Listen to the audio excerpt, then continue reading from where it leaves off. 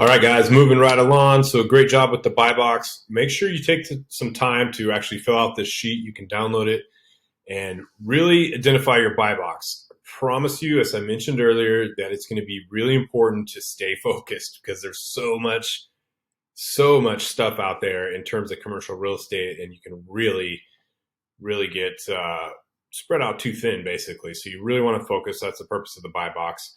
Next, we're going to go into how to find deals with the brokers and websites. So I've made a list here. This isn't all inclusive, but this is the main ones. So we've got LoopNet and Crexi, and those two are a little bit different than the rest. LoopNet and Crexi we'll talk a little bit more about them. We'll actually go into each one of them. And what we're going to do right now is we're going to go into, we're going to take a look today at CBRE. We're going to look at Newmark, and we're going to look at LoopNet. And I'm going to show you guys how to go in and register. So let's get started. All right, so CBRE is, I'm already to the page here, but if you go to just Google CBRE and you pull it up and you'll click on sign in, and it'll give you this screen, and you want to say, I don't have an account, sign up now, which I do have an account, but I want to take you guys through this. So you're going to fill this out. I'm not going to do it because I've already got an account. A lot of people do get worried about email addresses, so let's talk about that real quick. For this, two things I want to say about email. Number one is when you go through and sign up with all these different brokerages, which I want you to do, you are going to get a massive, and I mean a massive amount of emails, probably 4 or 5 from each brokerage each day. So it's a lot. So keep that in mind. You may want to set up a specific email address just for doing this. I would definitely recommend that. The second thing I'll say about email is a lot of people ask, well, how important is it to have an actual professional email with a website? Instead of being like Brad@Gmail, having something that says Brad@Titan Acquisitions. Guys, that is important, and you do want to have a domain email like that eventually. If you want to create one here and you already have one and you want to use it here, that's fine. But don't feel like you have to have that domain email to get started. It's not like brokers come in and check your email and look at your website. I mean, they have a lot of people, so they're not going to be looking at every individual person. Also, you want to pick principal, broker, lender, service provider. You are a principal when you're doing this, setting your password, and that's about it. And then you click sign up. So back to the email real quick. Eventually, when you are communicating one-on-one with brokers, yeah, you're going to want to have an email and a website, like a domain name and a website. That is ultimately where you want to be. Is it a deal breaker? No. But if you send an email to a broker saying, I want to buy a $20 million deal, and it's, hotcakes@gmail.com, it's probably not going to work very well. So just keep that in mind. All right. All right, guys, here we are, excuse me, on the inside of CBRE, and this is what they call their deal flow, CBREdealflow.com. So what we want to do is we want to have our buy box close by so we know what we're looking for, and you want to click on this filter button right here, and you're just going to go through and set your buy box into these filters. Now, each one of these sites we look at, today we're going to look at probably 3 or 4. But each one of these sites we look at is going to be a little bit different. So you just kind of have to be patient and learn how to use each site. Some of them are better than others, like CBRE is really nice, and so is Newmark. But some of the older sites are not as well done. So just be patient, learn how to use each site. They're a little bit different. So I'll just show you an example on CBRE here. So we're going to select available. We're going to select multifamily. Now, keep in mind, there's so many different facets of commercial real estate. And I know that it's all interesting. Like, oh my gosh, like I want to learn about storage. I've actually got a cousin that does office space, so I want that one too. I encourage you very strongly to stick only to your buy box. It's so important to keep a narrow focus on what you're trying to do here if you want to be successful, because just the amount of property flow that you're going to get, especially in this market, from just selecting multifamily within your buy box is going to be substantial. So let's go pick our country here, United States. Pretty basic stuff here, guys. We're just going to go through and this is actually a sale. We're not looking for something to lease. We're not looking to buy a loan. And let's say Arizona. And let's make sure that your MSA is within the state that you selected. So I'm going to go down to Phoenix here.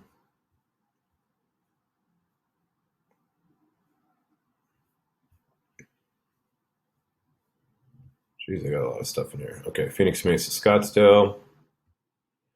And guys, MSA just stands for Metropolitan Statistical Area. So, like, like in Phoenix, for example, there's, I don't know, 7, 8, maybe 10 cities. There's Phoenix, Mesa, Chandler, Gilbert, Peoria, Sun City, Goodyear, Ahwatukee. I mean, there's a ton of cities. So when you say a Phoenix metro area or an MSA of Phoenix, generally that's going to include the whole conglomerate. So you may have a similar situation in your area.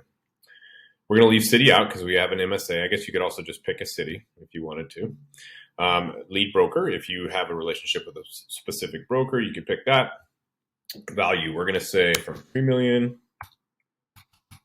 to 10 million. And size, this is going to be on this particular website, size means square feet. So this is more for like office space and industrial. So we're not going to do anything for size. We're going to be more focused on units. So we're going to say 50 to whatever, 500. Now, of course, guys, use your buy box. We spent some time putting your buy box together. So make sure you're using your buy box and that you're staying specific to it. And the more niched out you get, the better off you're going to be. I mean, unless you get super, super niched, but the riches are in the niches. So make sure that you follow that buy box. So we're just going to click filter and we'll see if it works here. So in this case, it's only pulling up one asset in Phoenix right now, which is fine. Generally, there's going to be a lot more, but I did niche out pretty good. I actually looked at this asset before. This is a good example to show you guys what CBRE looks like on the inside. This is basically each property has like a website built. So you can see this is like a one-page website with some pretty good information, just kind of a overview, if you will. One thing I want you to notice on this is it's an actual rendering. It's not an actual building. So this is a not built. So this is being sold before it's been built. It's basically plans that are ready to execute. So this part is like a summary, right? And you're going to see the brokers here. And then what you do is you come over and you click on confidentiality agreement.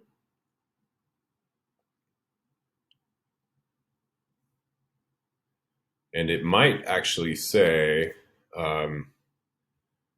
let's see here. What I'm going to do is I've already filled this out. I already have the info on this one. So if I were signed in, it would bring me directly into a confidentiality agreement. Let me see if I can do it with maybe a fake email and see if that'll work. I can show you guys what the confidentiality agreement looks like. Let's do.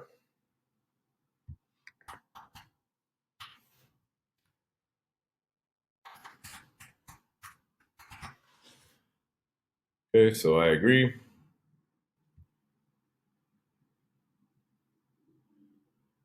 So perfect, we got in. So this is basically what you guys would see when you sign up to begin with.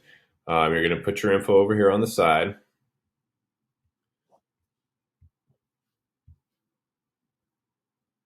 Put your phone number. And you're going to click that you agree. And then you can read through these. A quick word on confidentiality agreements. Like if it's from a large broker like Newmark or CBRE or any of the large brokerages on our list, those are the type of CAs that you can sign.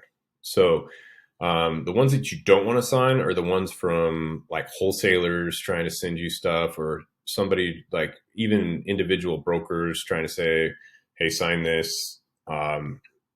Sometimes they'll come back and try to pin you on a commission. It's very unlikely, especially if you're not doing a lot of volume, but this is okay. But when a private individual is trying to get you to sign one, that's when you should probably think twice and get a second opinion. So you just click I agree. We'll see if it lets me in because I've already Okay, so it did work. So the cool thing about CBRE is it takes you right into what's called the virtual deal room. Sometimes, guys, you'll get an actual email that'll say, you have to go to your email, then you have to log back in. Different websites do it differently. CBRE is one of the best websites, so they're really clean, really easy. They put you right in the virtual deal room. Other websites do the same. Some of them have more steps. So now what you've got here is you've got all the stuff you need. I will also mention to you guys that so we got renderings, we got floor plans, and we got an executive summary. So when properties first come out, sometimes the deal room or the file room like this won't have everything in it. Like sometimes you have to go back to get the operating memorandum, for example. So in this case, there is no OM. They may be just using an executive summary. I'm not sure that they will have an OM, but like this one would not have financials because it's a brand new building. But I just want you to be aware that sometimes when you first get into a deal room, a lot of times they're still putting the deal together. They're still collecting the financials. Sometimes they haven't even finished the operating memorandum yet. So it'll come in later, and usually you'll get an email there. So what you want to do is you want to select all of these, and then you want to download them. And a quick note on downloading, I'm not going to click it because I've already done it, but a quick note on downloading these is you really need to organize your files. So wherever you're keeping all this stuff, if it's on Drive or Dropbox or whatever you like to use, just make sure you organize it and just name each deal by the name of the deal. And then after you analyze them, do a folder that has old deals and just move all the old deals into the old folder. And so you have your new deals and your old deals, and that way you don't get overwhelmed, because if you're doing this right, guys, you should be looking at, 10 plus deals a week, and you can see how the files get pretty crazy. So take a moment in the beginning to organize your files as best as possible. Okay, so that's it for CBRE. Let's take a look at Newmark and just kind of repeat the process to give you guys another same idea here of what we're trying to do. So in this case, we're going to click on More Filters. And we're going to do the same thing. We're going to just select what we want here. We want multifamily. Let's say Austin. Let's say, did we get that? Yeah, we got Austin. And you can click multiple. See, it's only got one selected, but you could say I want Austin and Baton Rouge, for example. And then I don't want to click a state, because let's say if I said Austin and Baton Rouge, but then I picked Idaho, then I'd get 0 records. Sometimes you can over-select. But if you want to go by a complete state and leave the city blank, that's an option as well. It depends, again, on your buy box. So just stick true to your buy box.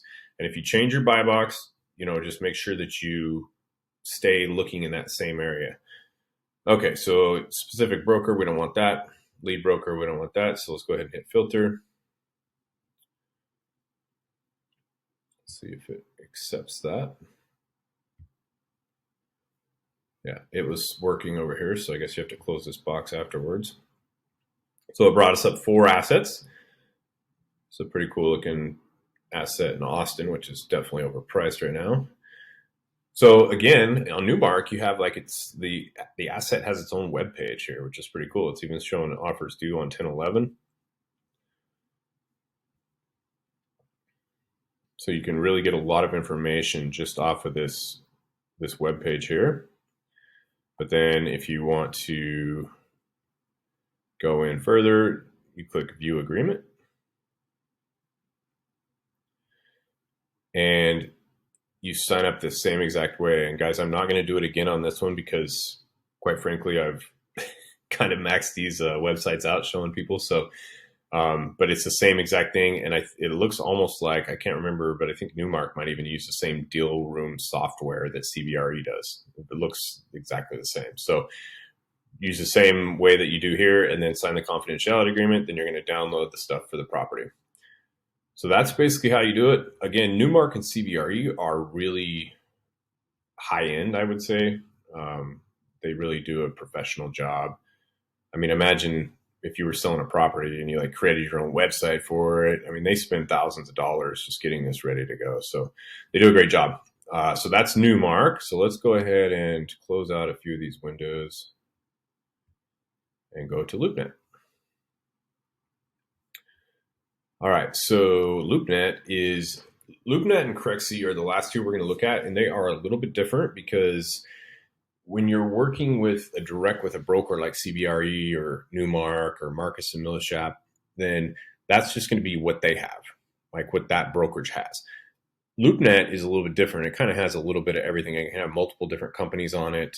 One thing I will say about LoopNet and Crexi is sometimes LoopNet is where deals go to die. So what I mean by that, let's say that somebody listed a property with Newmark, it didn't sell. Well, they might try to list it again with Marcus and Millichap. They're a little bit further down the totem pole. Well, it didn't sell with Marcus and Millichap. So now they're like, okay, well, why don't we just hire a guy from Remax and throw it on LoopNet? So they might do it that, or they might throw it on LoopNet on their own. So oftentimes the stuff on LoopNet is a little lower quality. Now that doesn't mean you shouldn't look there. It's actually a really good place to start because there's just a ton of stuff that you can look at, but just be suspect when you're on LoopNet why this property might be on LoopNet, how long it's been on LoopNet, where was it listed before, why didn't it sell? And that's just something to be aware of. That doesn't mean that I just bought a deal. Let me see if I can find it. I just put a deal under contract on LoopNet right here. I'll show it to you guys. It's no longer available because we have this under contract. So we got this at like probably $2 million under price, and we're about ready to close on it. So you definitely can find deals. I mean, this is a situation where this guy, this assisted living, not to get too far off into the bushes here, but this assisted living got shut down by the city of Houston. And, the guy was a bad operator, and he's just like throwing it on LoopNet. And that's what made it a great opportunity. So the reason I show you guys that is I want you to know that you can find deals on LoopNet, but just be more aware that they might be maybe a little more worn out, if that makes sense. So same thing here, guys. I don't want to spend a ton of time. You're just going to do your property type, multifamily. You're going to say Houston, Texas, search.